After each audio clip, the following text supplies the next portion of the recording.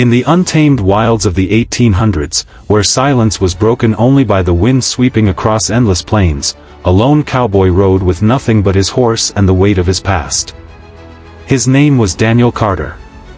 A man once full of dreams, now scarred by loss, Daniel had buried his hopes in the dry soil of his ranch, where empty corrals and silent nights reminded him of the family he never had. But fate has a way of finding us when we least expect it. One evening, while checking his cattle near a narrow creek, Daniel heard something unusual, the faint sound of shallow breathing, weak and trembling. He dismounted and stepped closer.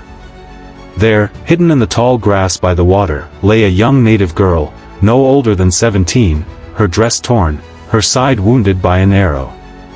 Her face was pale, her lips cracked, yet her eyes burned with defiance. Daniel's first thought was caution.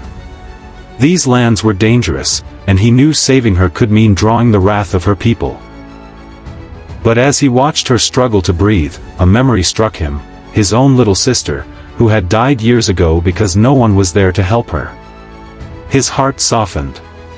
Without hesitation, he lifted her gently, carried her to his horse, and rode back to his lonely ranch. Through the night, Daniel tended her wound, cleaned it, and stayed awake, whispering words of comfort she could barely understand. He offered her water, shared his only loaf of bread, and wrapped her in his blanket. For the first time in years, his cabin was filled not with silence, but with the fragile sound of another heartbeat. By dawn, however, the ground trembled. Daniel stepped outside, and his breath caught in his chest. The horizon was alive with movement, mounted warriors, fierce and silent, surrounding his ranch in a circle of shadows. The girl inside was not just anyone, she was the daughter of a tribal chief. And now, her people had come for her. Daniel's heart pounded as the riders closed in. He raised his hands, showing no weapon, only fear and resolve. Their leader, tall and stern with painted face and braided hair, dismounted and pointed a spear toward him. Daniel tried to speak, his voice steady but desperate.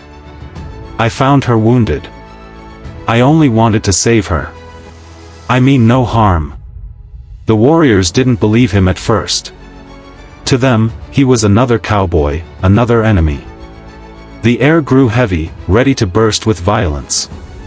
But then, the girl, weak but alive, stepped out of the cabin, leaning against the doorway. She spoke in her tongue, her voice trembling but strong. She told her people what Daniel had done, how he had saved her life when he could have left her to die. The chief's eyes narrowed, studying the cowboy. Minutes passed like hours. Finally, he lowered his spear. But his words carried a warning. "You have saved my daughter. For this, your life is spared.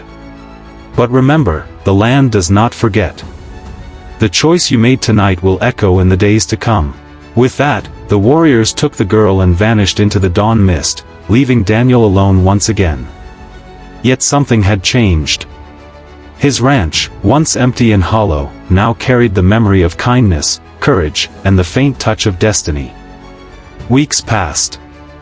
Daniel continued his lonely work, but he often wondered if he had done the right thing. He had risked his life for a stranger, would it matter in the end? Then, one morning, as the sun painted the plains gold, a figure appeared at his gate. It was her, the girl he had saved.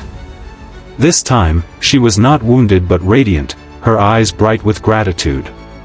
She carried with her a basket of food, herbs, and a simple necklace made of beads and feathers.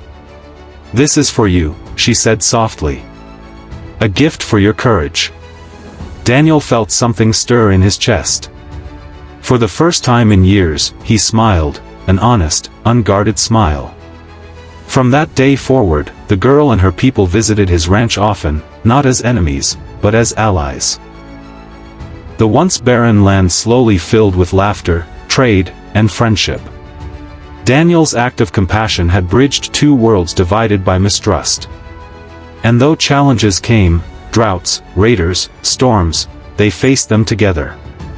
He was no longer just a lonely cowboy. He had found purpose, belonging, and perhaps even the beginnings of love.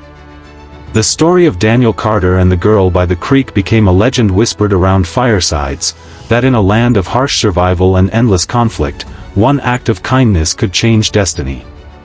And as Daniel watched the horizon each evening, the same thought returned to him: sometimes, the smallest choice, a decision to save instead of abandon, can set the course of a man's life, and the fate of many others. Because in the untamed wilds of the 1800s, courage was not measured by the gun at your hip, but by the heart that dared to care. Backhand index pointing right. This ending leaves a powerful, inspiring message. Compassion and courage can break walls of hatred and bring life where there was emptiness.